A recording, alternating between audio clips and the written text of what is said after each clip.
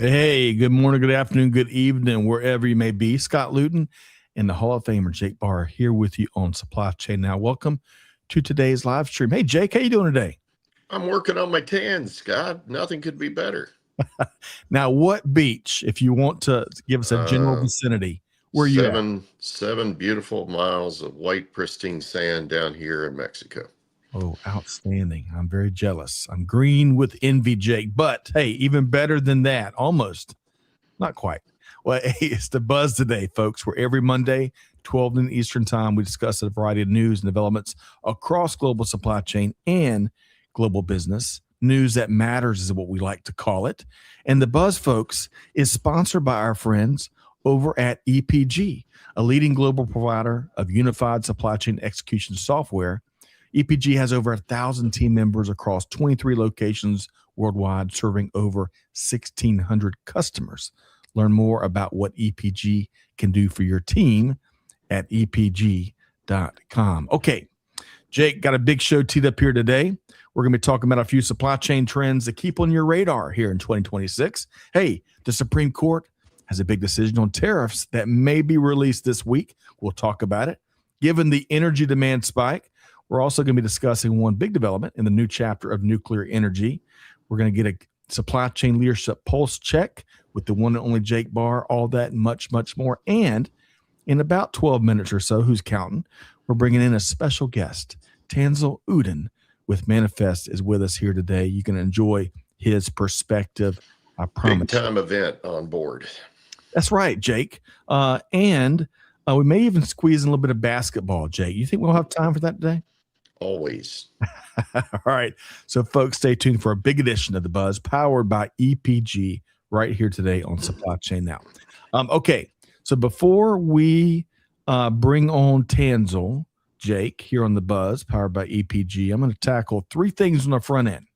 And we're going to start, Jake, with one of my favorite recent editions of With That Said.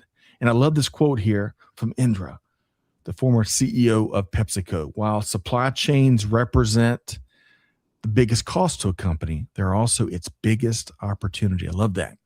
Well, folks, in this edition, With That Said, we led off with January being National Human Trafficking Prevention Month here in the U.S. So stay tuned. We'll talk about more. We'll talk more about that later in today's show. We offered up a few news nuggets, Jake, including UPS continues to shake up its network, driven in part by its reduction of Amazon volume, big reduction. Avery Dennison research shows that this isn't so good. Global food waste is going to reach $540 billion in 2026. Jake, that's up $14 billion from last year. And then one last thing before I get Jake's take on With That Said, we featured our dear friends from the American Logistics Aid Network doing some big things. They're tackling some big needs. Now, if you don't know, the Allen team connects nonprofit organizations responding to disasters with the logistics expertise and resources of the private sector. We invite you to learn more about open cases and projects, and you can see where your support is needed and do something about it. In the most recent edition, With That Said, we included a couple specific needs that they had this week. You'll also find, With That Said, upcoming programs, tools, resources, or you name it. So make sure you subscribe. So, Jake, did you get a chance to dive into With That Said this week? Yep, I did. And I've got some of my pithy takeaways as always. Okay. I'm ready. I'm braced. I'm hanging on to my socks. I'm ready to roll. Well, I mean, if we're going to hit the human trafficking piece later, I'm compelled, Scott, because I work with a team that's Tim Sensenig, I want to give a shout out to, and the TMS First folks down in Texas. They do a remarkable event every year to raise funds for the victims of human trafficking. You know, one thing is the ability to limit it and reduce it. The important piece is to extract people that have been captured and really kidnapped into it, right? That's right. And then how to get them the support services they need to get and rebuild their lives. You know, when human trafficking first hit my radar a few years back, I was of the ilk, like I think many are, They don't know the size of the problem. Even modern slavery and human trafficking, which are travesty of cousins. We're talking, it impacts millions and millions of people. Millions of, it's just incredible. That's right. It's And we're it's going the to, most mentally disturbing thing. If you ever have the opportunity, I encourage you to get involved and to actually go to an event. If you literally meet some of the survivors of it, it will change your life. it sure will. And we're going to touch on more once Tanzil joins us here in a few minutes. But folks, I'll put two things on your radar, and you'll find these. And with that said, TAT, formerly Truckers Against Trafficking, they're a great nonprofit doing big things across the U.S. TATnonprofit.org is our URL, and Hope for Justice, doing big things globally in the fight against human trafficking and modern slavery. So you'll find more. And with that said, and we're going to touch on human trafficking and National Human Trafficking Prevention Month momentarily. Jake, really quick, I want to share a couple links before I switch over and get a supply chain leadership pulse check from you. I want to start with Trisha, as always. She's making it easy, sharing a few links. Folks, you can click on the link right there and dive in yourself to the latest edition of With That Said. She also shared the link to learn more about Allen, the American Logistics Aid Network. You can go to allenaid.org. And again, you can find specific projects where they're looking for your help. And with that said, and Rachel, hey, Scott, Jake, and Trisha. Rachel listening in from Holland, Michigan. Rachel, outstanding. I wonder if it's as cold up there as it is here in Atlanta today. And Alan Jacques, the Rodney Dangerfield of Global Supply Chain. Alan, as always, great to see you here today. All right, so Jake, it's time for a patented supply chain leadership pulse check with the one and only Jake Barr, the Hall of Famer. He doesn't just have a great jump shot, but he also moves supply chain mountains like none other. So, Jake, when you think of chief supply chain officers and what their priorities are here, as we're not even in the third week of 2026, what comes to mind? They're all going absolutely bonkers at the moment because the level of instability has ratcheted up once again. So it's we love to call it, Scott, as you know, the new never normal, right? And so what did we add just in the last 10 plus days, right? Well, we added now additional shipping and constraints around Latin America, right, for the movement of goods and freight and services and how you run your operations because of what's occurred not only in Venezuela, but what we also potentially unfolding in other geopolitical areas. So unfortunately, and we have this pending, as I call it, decision on the existing tariffs that the Supreme Court could potentially rule on this week. And I'm going to put Vegas money on the fact that they won't. Right. They don't want to touch it with a 20-foot pole. Is that what you're suggesting, Jake? If you go back and take a look at Supreme Court rulings against sitting presidents in the first full year of their term, you see they delay them like the plague in order to give some boundary width, right, to stabilizing new policies, et cetera, et cetera. But this one, unfortunately, is having a knock-on effect. Yeah. The longer we delay this, the more instability is there, and it's a punishing effect around how you're running business operations. I can't tell you, literally, I talk to dozens of company executives a week who are all literally bleeding money at the moment because they're caught in a catch-22 of, wait a minute, I can't carry this anymore. I can't eat it. I have to recover it from a cost recovery standpoint and pricing.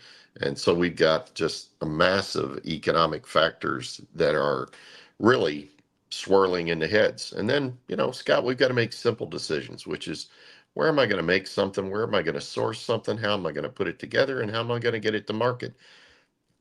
It's a dog's breakfast of issues right now for those that are running the C-suites. I feel like I've just traipsed through the minds of CSCOs everywhere, but I've also learned a new phrase, a dog's breakfast. That doesn't sound too tasty, Jake. It isn't at the moment. That's for sure. All right, folks, stick around. We're going to dive in a little bit more into the what might be a pending Supreme Court decision, very consequential decision this coming Wednesday morning. So stick around. All right. So let's do one more thing, Jake, before we bring on our outstanding guests here today. And this is very timely. Folks, we invite you to join us in Las Vegas for Manifest 2026. We had a great time last year. In fact, Jake's going to be with us this year. We're going to be panel discussions, networking, putting our finger on the pulse for market intel, interviewing folks from across the globe. But folks, time is running out. In less than a month, Manifest is going to bring 7,200 attendees, 400 plus speakers, and 175 plus sessions to Las Vegas. You can lock in your spot alongside industry leaders before prices increase Friday, January 23rd. That's just around the corner, less than 2 weeks away. And if you register before then, you're going to save $700 off the retail rate. We're dropping a link right there because Trisha doesn't miss a beat ever. Click that link and you can register easily and take advantage of the discount. If you're really wanting to get insights and intel about what your peer group across verticals are doing in the area of physical distribution, this is it. This is it.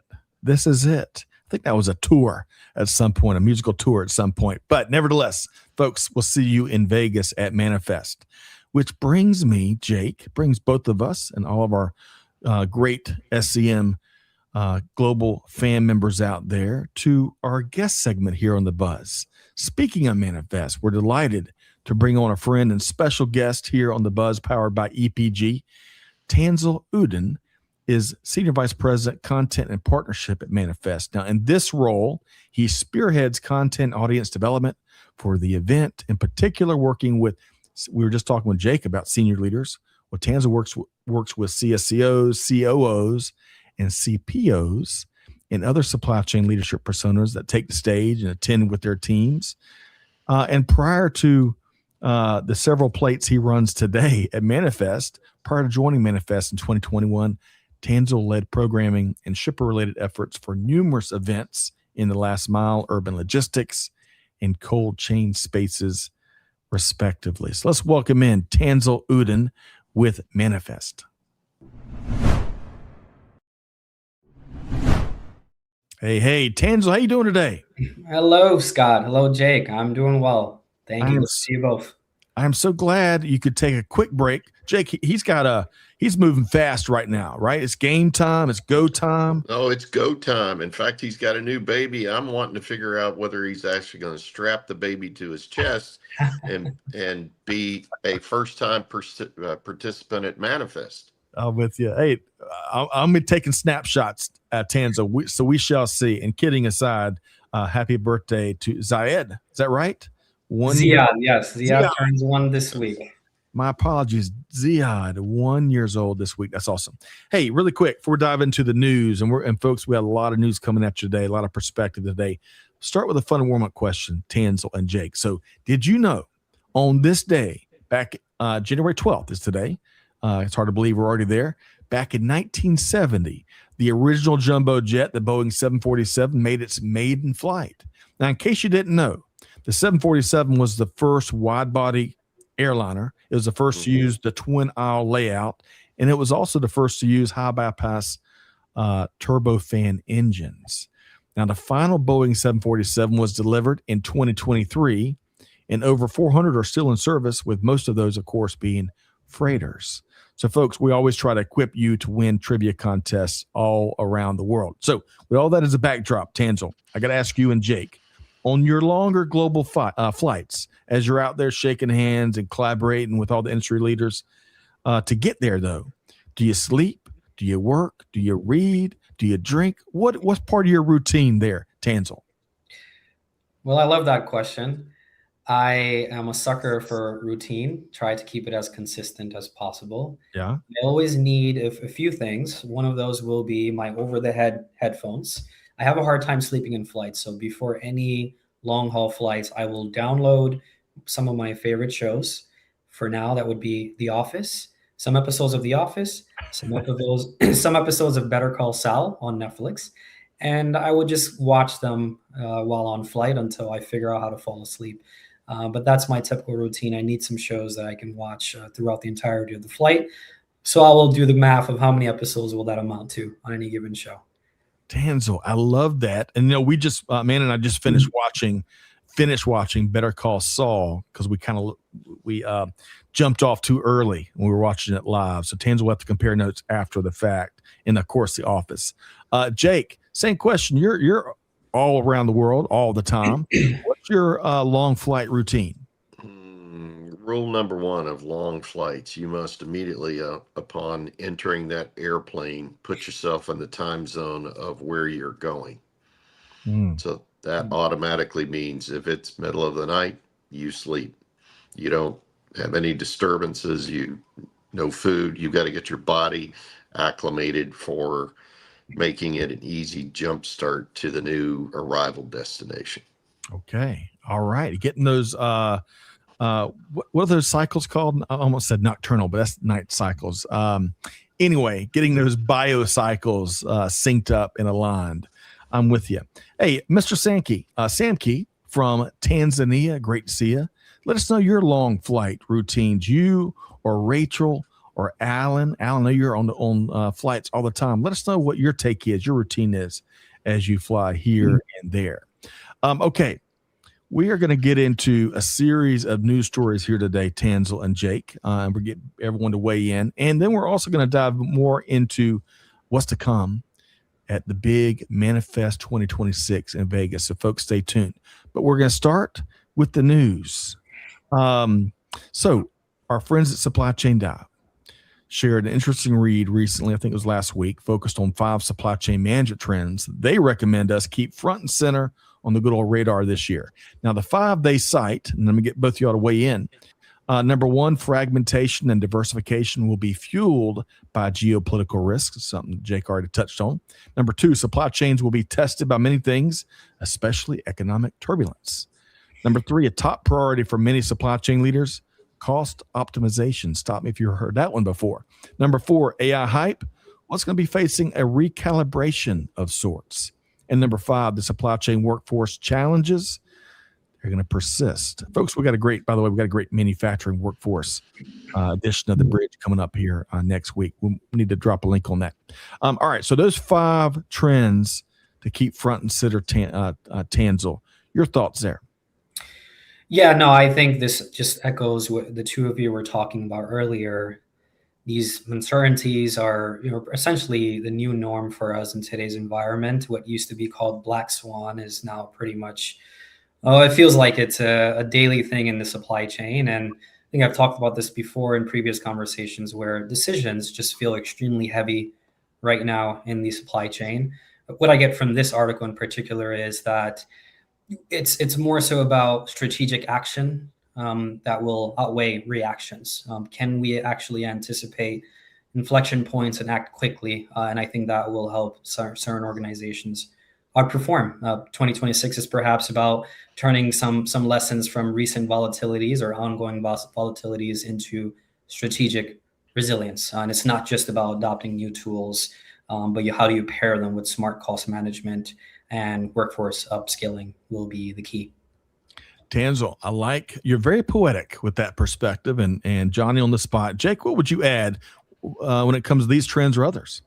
Yeah, there's no question. There's really a big push on, I'll call it, not only the squeeze of more productivity out of the existing organization, but actually reskilling the talent that you have as part of your transformation efforts. On top of that, folks are advancing their automation efforts, and it's merely, I'll call it, a layering effect of saying, hey, I've held off on potentially doing a piece of automation, et cetera, here or there, but I'm actually leaning into it now because it's helping with me provide a level of additional agility for how I'm able to deal with these routine, unfortunately, they're not black swans anymore, as Tanzil know. You've got ugly ducklings running around everywhere. Yeah. Oh man, I'm sorry. A dog's breakfast still comes back to my mind. I'm gonna steal that one from you, Jake. Ugly ducklings, dog's breakfast, you name it. It's gonna be a tough year, but as we were talking last week, I think we were prepping for an event we were comparing all the predictions that are out there, Tanzil and Jake, this time of year. And one article played it really safe with its predictions, right? And I made the comment, hey, but that's okay. I'd love a vanilla, boring 2026. That'd be a wonderful thing. But then it's not happening, Scott. I realize that. But let me finish. But my dear friend Mark Gillum, who joined us, he said, if that's the case, though, no one has any excuses, right? If this all this disruption is not taking place. So we shall see. Hey, let's do this.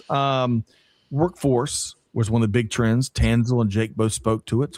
It was one of the 5 in the article. Folks, Trisha and Amanda will drop the link in the chat. But on January 23rd, Allison Giddens, a manufacturing leader here in the Atlanta area, is joining me and Earl Hamling and Daryl Edwards to dive into building the new manufacturing workforce. You're not going to want to miss that. 12 noon on January 23rd. Okay. Let's see. We're going to move fast. Now we're going to get to everybody's favorite topic, or maybe not so favorite topic. Yeah, tariffs. I can't wait till the day comes when I don't have to talk about tariffs every day. A lot of folks are watching, as we've mentioned, the Supreme Court, who may decide on the legality of the Trump administration tariffs on Wednesday.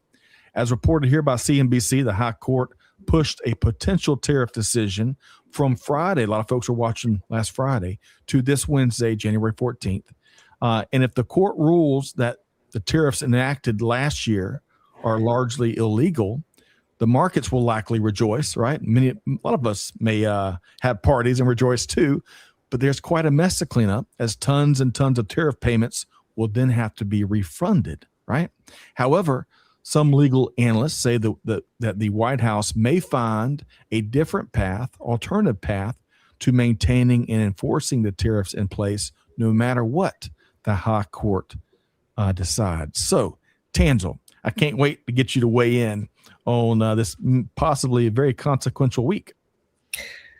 I'm going to be careful about this one. I appreciated Jake just sharing his thoughts on where he put his biggest money. It just speaks to the amount of uncertainties that we're having to deal with in today's environment. But what I've learned and what I've heard from, especially a lot of the leaders that are coming to our event next month, it seems as though the smartest supply chain leader, if you may, they're not waiting. They're planning for both outcomes because, like you said, there might be other alternatives that the administration can consider to keep these in effect. So you control the controllables is what I like to say. You plan for both outcomes wherever you can. So that could mean you run dual cost scenarios, or you strengthen contract visibility, or you diversify your sourcing incrementally. But those are the things that you can try to control and get ahead of it. But I think what I've seen is the leaders are actually planning for both outcomes versus just waiting because you already have enough on your plate in terms of things that you cannot control. Tanzil, well said. And Jake, if you're leading your supply chains with spreadsheets, oh boy, you might be in trouble. Your thoughts, though, Jake? It's fool's gold if you're expecting the ruling to come and reverse everything. It's going to be a mixed bag of some things will be reversed, some things won't. They'll be layering on top of those that are reversed. As Tanzil said, look, in today's age, you've actually got to be running literally 10, 12, 15 different scenarios, not only on sourcing, but also on distribution planning and network fulfillment modeling. So, we got into the piece earlier, Scott, about, well, wait a minute, UPS's model is changing now because they lost part of the Amazon piece. Guess what? That is also new normal, right? So the way you break and assemble networks, the way you break and assemble supply relationships is going to continue to be very, very dynamic. Yep. Well said, Jake and Tanzil. So we shall see. We'll see, back to your earlier point, Jake, we'll see if the Supreme Court even issues a decision on Wednesday. But nevertheless, all right, so let's move from, hang on a sec, before we move, a couple things here. By the way, we're dropping the links to these articles right here in the chat. So folks, don't necessarily take our word for it and our take on it. Go check it out. Thank you, Trisha. Let's drop the one on the tariffs right there. And Gino Pledger, the pride of North Alabama. Hope you're doing well, Gino, and a rock and roll drummer, by the way, which I'm going to have to take in a concert at some point soon. All right. So from tariffs to nuclear power, the new age of nuclear power. I love this. This might be a brighter topic to talk about. So we've spoken at length over the last year or so about the big time spikes in energy demands, fueled in part by data centers and AI innovation and usage and a whole bunch more. One energy opportunity I'm a bit bullish about, though, a new chapter of nuclear energy. Now, as reported by our friends here at Reuters, the United Kingdom government has chosen a site in North Wales for its first Rolls-Royce small modular reactors, aka SMRs, where they're planning 3 units for space up to 8, and they're targeting first power in the mid 2030s. That's less than 10 years away. So, folks, you're going to hear SMRs talked about a lot more. Small modular reactors. Some folks have talked about how you can companies are looking at placing an SMR on site, powering some of the data centers. Right. This project, though, here is part of the UK's strategy to boost nuclear capacity from about 6.5 gigawatts today to as much as 24 gigawatts by 2050, and to establish a fleet-based SMR deployment model. Officials and industry partners said the SMR program could kickstart a broader European nuclear supply chain with international collaboration on components and manufacturing across the EU and beyond. But plenty of challenges remain, including securing, of course, regulatory approvals and scaling supply chains that can effectively support SMR infrastructure. So, Tanzil, I am really shooting above my pay grade talking about nuclear energy, but I do find it fascinating in terms of the role combined with green energy and many others of how it can help us meet spiking energy demand. Your thoughts, Tanzil?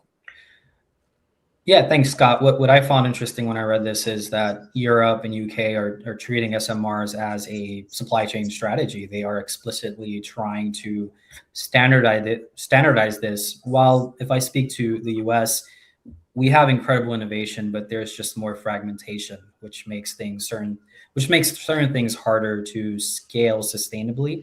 So I think it would be a good use case to see how this continues to develop, like you said, over the next year or so.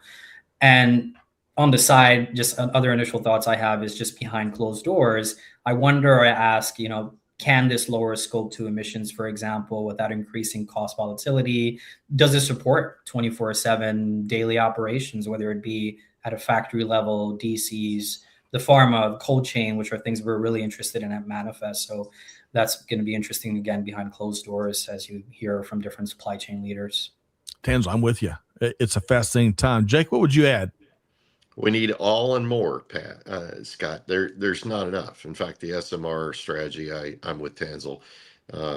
As typical, Europe is leading the way around how to think about the format in a more structured and quick scalable environment. But unfortunately, when you look at when those are coming online, that's well past the timeline for even the current I'll call it doomsday effect of what we have of the data centers that are already being constructed, the AI centers, et cetera.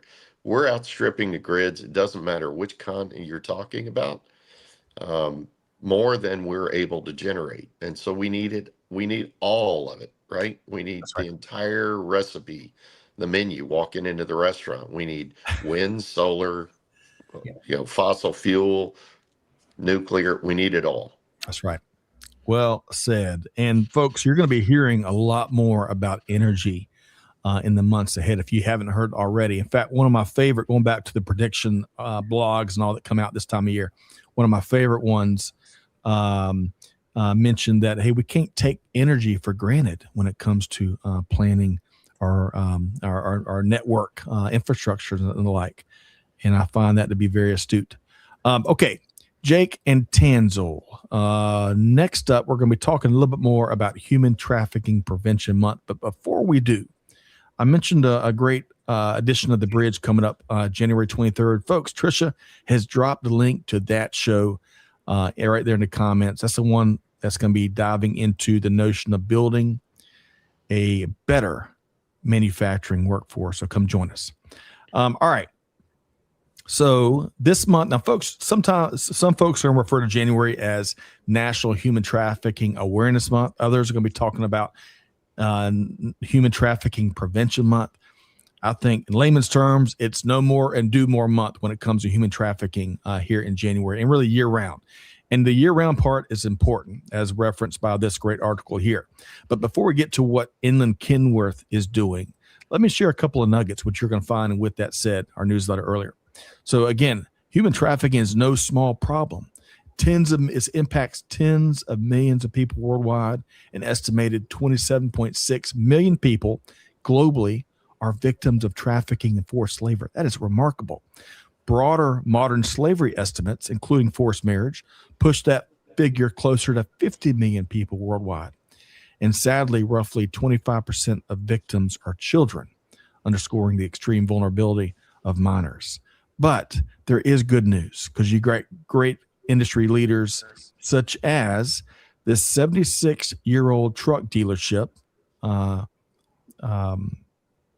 Inland Kenworth, my apologies, as reported by Trucker News. They've got 43 locations in California and throughout the Southwest. A great vehicle for helping to drive awareness, right? Well, they have made human trafficking awareness a year-round priority. Since 2016, Inland Kenworth has invested in the fight against human trafficking a number of ways, from wrapping their trucks like this one right here, including the trafficking hotline number for folks to use if they see something. You know, the old adage, you see something, you say something. Well, there's a hotline, right? They train their employees on how to spot human trafficking and, better yet, what to do about it.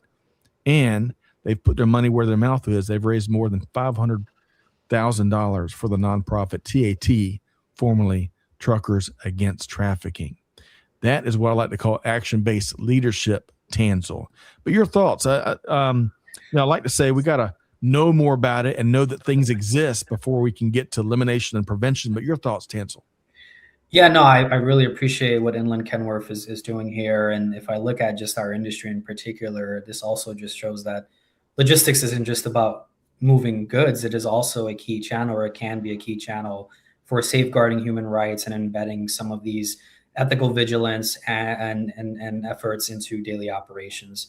I also love that the supply chain professional is being mobilized here, especially those frontline workers like a driver, into acting as defenders against human trafficking. So I think that's very refreshing to see and witness. Tanzil, that's a great call out, because of the really supply chain professionals are in a very unique position to do something about human trafficking in so many different ways, especially our transportation professionals. Jake, your thoughts on Human Trafficking Prevention Month? It all starts with awareness. Our job is to make people aware that it exists and help them, educate them on what are the signs they can look for. See something, say something is really vital. But from a supply chain profession standpoint, at its very essence, we're at the core of this. It's undeniable, because look, we move everything around the world. If this is going to exist, people are going to be moved. So we're at the heart of it. Yeah, that's right, Jake. So folks, I invite you to check out, we need more Inland Kenworths, I think, in industry. Love the commitment they're making. And give it a read over at Truckers News. And by the way, if you admire what they're doing, let them know, number one. Number two, find a way that your own company can embrace the fight against human trafficking, not just in January, but year round. Okay, so Jake and Tanzil, we're about to take a deeper dive into all that you've got under the hood for Manifest 2026. But before we do that, Jake, we like sharing resources around here, and you and I were part of a terrific event that we now are offering on demand that we created in conjunction with our friends at EPG, of course, who are powering the buzz all month long in January. Folks, check this out. Me and John Wayne of Global Supply Chain, that's Jake Barr, thoroughly enjoyed this very actionable case study on a webinar just last month. We dialed it in on Outdoor Cap's implementation of voice picking in their warehouse, and it's changed the game for their operations and for their customers. That's my favorite part. I'm talking about an almost 60% improvement on overall quality, which was already high, and a 15% productivity jump, which was almost double what they were expecting. Even better, it's going to help fuel more successful growth and expansion in the months ahead. We invite you to check out the on-demand recording and learn more about how EPG can impact your own supply chain organization. Jake, quick question. I loved you came up with a nickname for our friend Peel Chronister right there with outdoor cap. Was it King of Hats, I think, Jake? King of Hats. I love that. Folks, Hey, check it but out. Scott, it ties directly to what we've been talking about today. They are an example of, wait a minute, I got all the chaos around me.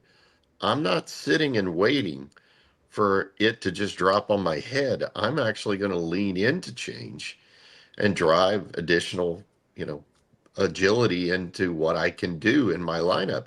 And it's given them a business edge. That's right. It's so true. And it's gonna be the gift that keeps on giving, kind of like the Agility of the Month Club from Christmas Vacation, right? It's gonna give and give and again be a force multiplier. So folks, check out. Don't take Jake's word for it or mine. Trisha has dropped a link to that on-demand recording. Check it out. Let us know what you think. All right, Tanzil, man, I cannot wait till Vegas and Manifest in February. We're less than 4 weeks away. Me and Jake and the rest of our team, some members of our team, will be back there in Vegas, participating in panel discussions, leading a great one. We got this one coming up: the marriage between supply chain and technology. What's optimizing our decision making? With our friends from Phillips, Revolve, and FabFitFun.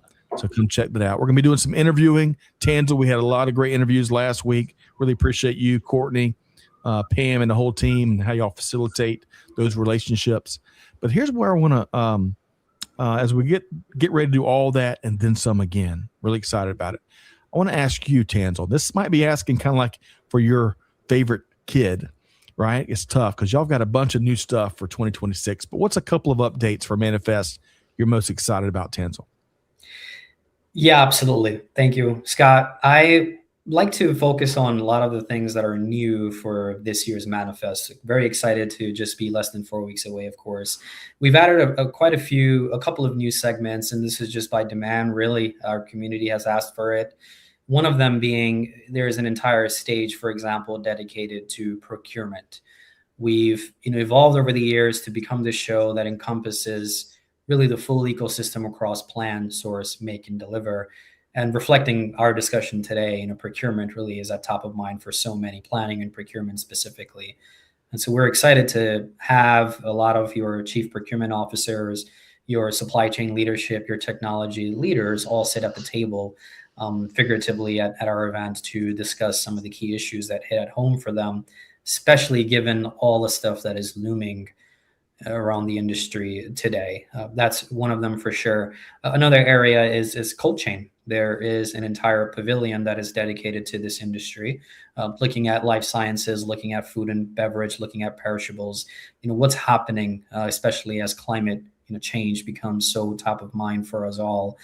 We're excited to have an area that is dedicated to not just bringing the leaders that are operating this day to day, but also the technologies that you otherwise would not have known existed until you came to an event like Manifest and experienced it yourself.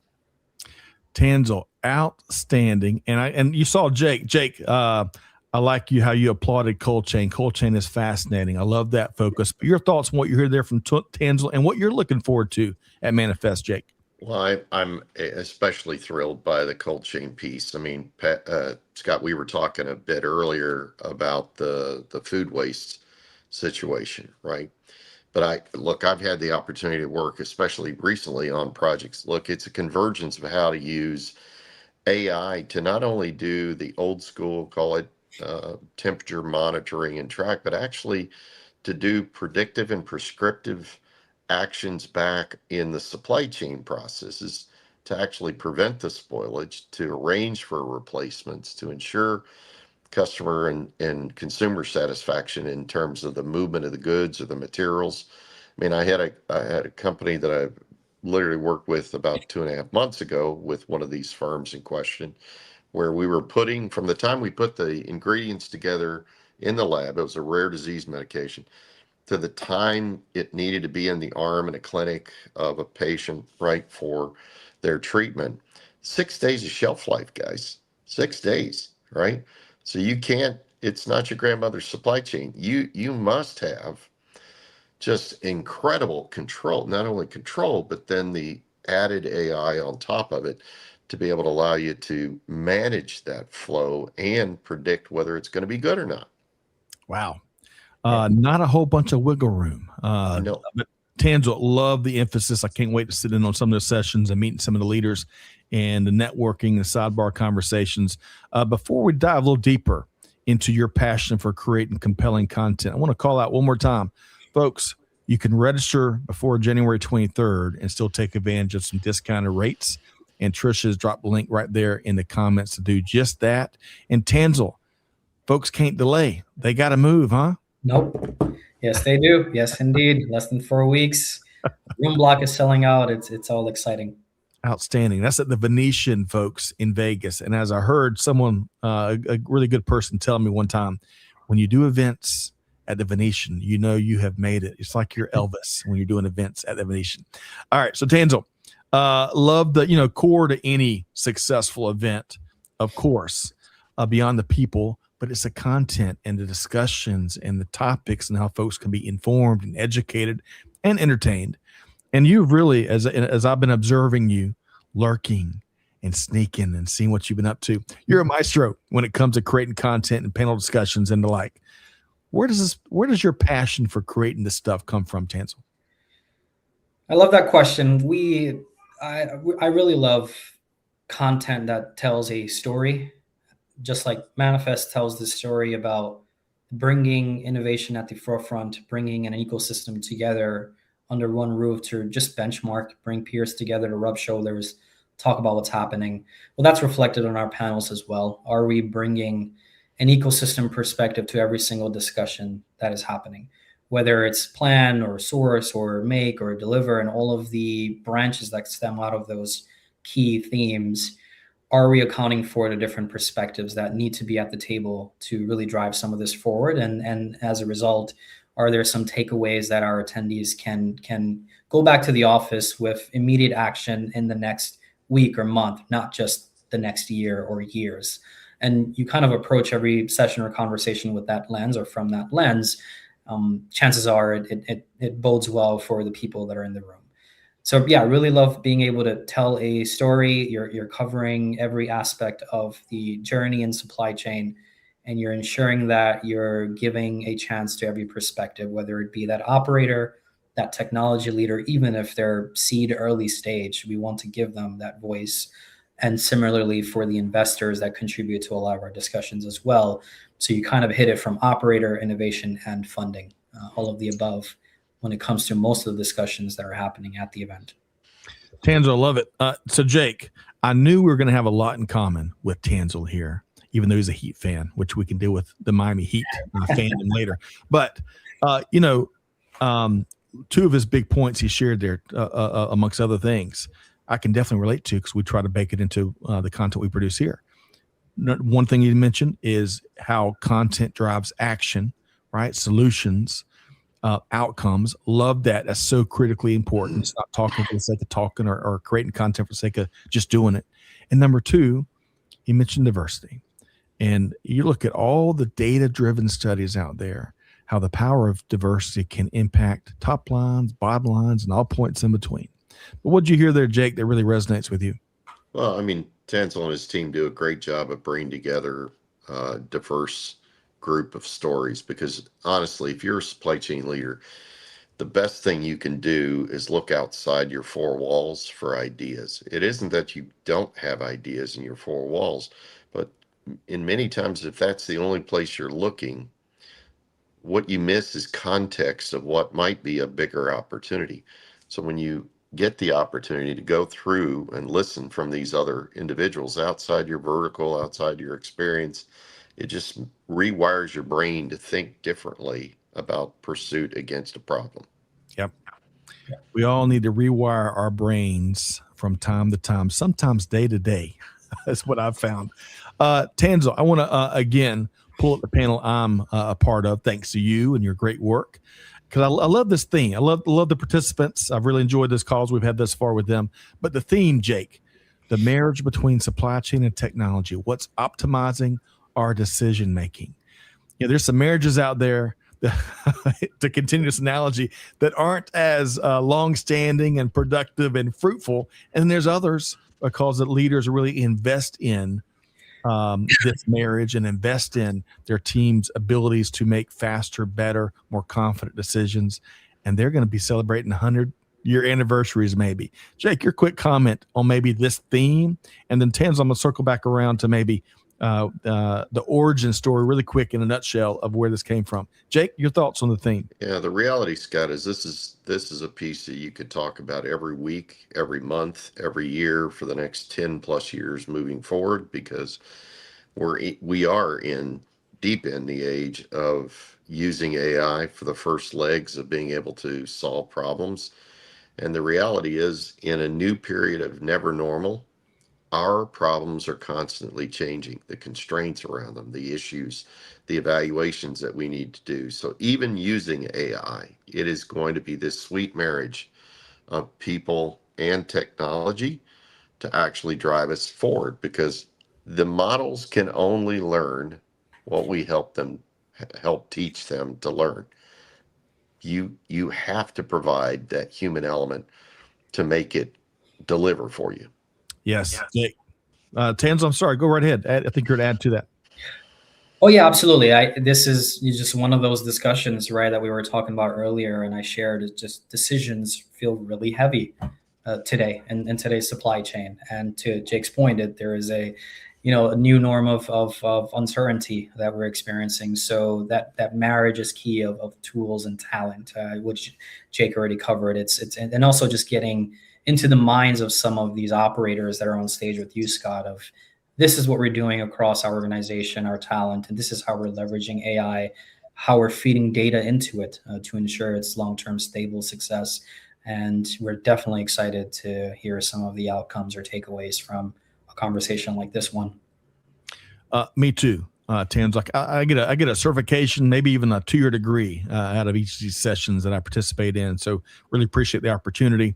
And how I'm still what you and Jake both talked about this theme. You've already given me a few notes, but folks, be a part of this panel at Manifest. Come join us. Julie and Heather and Berger, I'll tell you, they're going to bring it. And you're going to only find this at Manifest 2026. And the time to register is now. It's February 9th through the 11th. Gosh, that's less than a month away. And if you register before the 23rd, again, you'll have some discounted registration fees. By the way, Tanzil, what's the easiest place? I know Trisha is dropping a link right here. It's really easy. You're one click away, folks. But is there anything else that you would suggest in terms of registering or engaging with the Manifest ecosystem? Yeah, this is the critical time for us. The app will also go live this week. So emails will start going out to all of those that are registered to set up their profiles and start networking. So for those that are not registered, we definitely urge you to do so that you can get in early, start networking. This is when people start coordinating all of their meetings really ahead of the start date of February 9th. So we're really excited about that. Check out the website, plan ahead. I mentioned registering in the app, but you can also browse the full agenda, which is already live. Session times, including this one, Scott, that you're leading.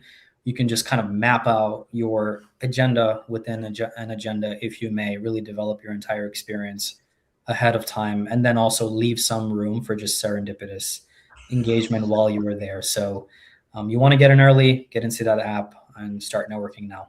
There are lots of pro tips there. Lots of pro tips. All right, and folks, you get to meet Jake Barr, the Hall of Famer, in person. Jake, you're gonna are you? So there's two parties here, and Tanzil, I'm gonna say this very diplomatically, because a lot of times event apps are kind of like black licorice, or they're like the Dallas Cowboys. Folks love them or they hate them, is what I have found. So, Jake, if folks want to come out and meet the John Wayne Global Supply Chain at Manifest, what would be your suggestion to them, Jake? Just drop me a note in LinkedIn. That's the easiest way. I would have said my phone, but my phone was always blowing up. So that's a bad thing. And we're going to make sure folks know how to connect with Tanzil as well in just a minute. All right. So again, folks, Trisha's dropping the links there. Tanzil, before we leave the topic of Manifest 2026, by the way, when are you getting, if you can tell me, when are you arriving in Vegas? A few days before, I assume? Some members of the team are there a few days before. I get in early Sunday, the 8th.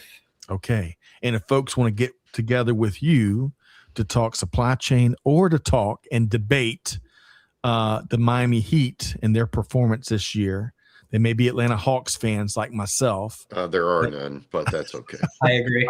Oh man. Hey, don't sleep on the newly rebuilt Hawks. We hate to see Trae Young go, but folks, get ready. It's a new era driven by a new general manager. We'll see. But Tanzil, I'm gonna go ahead since we're talking about it. How can folks connect with you, Tanzil? What's the easiest way? I'd say LinkedIn as well. Drop me a note on LinkedIn, and we can definitely find each other on site if you're planning to be there at Vegas. Okay, outstanding. Well, thank you, Trisha, dropping. All you have to look for, you'll find Tanzil on the floor with a baby strapped to the front of him. It's kind of easy to pick out. Hey, I'm looking for you, Tanzil. I'm looking for you. But hey, the event is even bigger than it was last year, so it's going to be tougher and tougher. We're going to be more deliberate about finding people this year. All right, so before we wrap here, what is this? The second edition of the Buzz for 2026, powered by our friends at EPG. Jake, we are still celebrating the new website. It's still a relatively new website at supplychainnow.com. And folks, it was purpose built to make it more convenient and impactful for you, right? We just talked about a minute ago our Manifest programming. Well, folks, using our website, you're going to be able to go find, I think we did 13 interviews at Manifest last year, and you can use our website to go find that. Or you can go to our YouTube channel. We got a sub-channel dedicated to Manifest 2025. We'll have the same thing dedicated for this year. And who knows, I might sit down with both Tanzil and Jake. Man, my week will be even better. But Jake, we also have an upcoming live programming tab. Jake, you've mentioned the new Never Normal series, of course, the Bridge, our live streams and webinar. I think we did almost 200 live streams and webinars last year. That's crazy. But folks can find that right here. Jake, it can't be much more convenient than that, huh? It can't be. It's a click away. A click away. A click away. Only wish resolving tariffs were a click away, but we'll save that till next week. And then also, folks, you're going to find the resource hub. So this is a written summary of our friend Sean Elliott, Tools Group CEO, which we sat down at Gartner Supply Chain Summit just last month, where you're going to find these types of interviews and summaries at the resource hub, again, at the new supplychainnow.com. Or drop new. It's a new site, supplychainnow.com. I don't want to confuse anybody out there. Okay. So, Scott, before you wrap us, okay, we took a detour past this giant food waste problem that we've got going on around not only the U.S., but the world, right? And you know me to be a problem solver, right? So I'm going to plug, if you think you can't do anything in your local community that actually makes a significant difference in keeping food out of dumps and helping your local neighbors, look up a firm called lastmilefood.org. In my opinion, it is the gold-plated standard for how local individuals put together and use both people and, like Tanzil and I have been talking, technology to prevent food from going to waste and to actually feed your neighbors. Big problem. Lastmilefood.org. Lastmilefood.org. I got that right, Jake? That's right. Outstanding. Big problem. We got to do much better. And I'd also, Tanzil and Jake, there's a great, I guess they're not a startup anymore, but Goodr, Goodr is an Atlanta-based organization doing great work, and not just solving the food waste issue, but also nourishing those families in need. And hey, look there, we got the link right here, lastmilefood.org. So folks, check it out. Tanzil Uddin, I tell you, I really appreciate your perspective here. I love what you and the team are doing at Manifest, providing this opportunity, and we need it. In all the divisiveness and the disruption and the complexity and headaches, we need outstanding in-person opportunities, not just for content and for thought leadership and for problem solving, but to reconnect on a human basis with our friends and suppliers and customers and collaborators out across industry. And Tanzil, I'll tell you, you and the Manifest team have gotten it really. You've cracked the code. So I really appreciate what you do, my friend. Likewise, Scott, thank you so much for having me. Pleasure talking to both of you and Jake. Looking forward to continuing it next month. Undoubtedly. On that note, Jake, thank you for joining the Buzz once again. Of course, Tanzil hit it out of the park, didn't he, Jake, huh? He did. I think he's looking for the signed Heat jersey is what he's wanting. Hello, hero. Yes, sir. We shall see. Hey, I hope that Atlanta can assemble one of those super teams like y'all had down in Miami a few years back. But regardless, folks, you can connect with Tanzil and Jake and myself at Manifest in February. We also drop the links if you want to connect in between now. And also check out the nonprofits we list as well.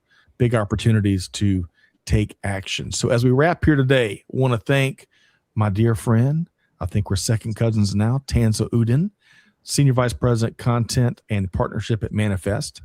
Want to thank my esteemed Hall of Fame co-host, Jake Barr, and our friends at EPG, who are powering the Buzz all month long in January and fueling many global supply chains electric performance in 2026 and beyond. Of course, big thanks to Amanda and Tricia behind the scenes. And most importantly, big thanks to our global audience, our SCN Global Fam, for joining us. But you got homework, folks. Tanzil and Jake brought it. Take one thing they shared here today, put it into practice, share it with your team, do something with it. Deeds, not words. And with all that said, on behalf of the entire Supply Chain Now team, Scott Luton challenging you, do good, give forward, be the change that's needed. And we'll see you next time right back here on Supply Chain Now. Thanks, everybody.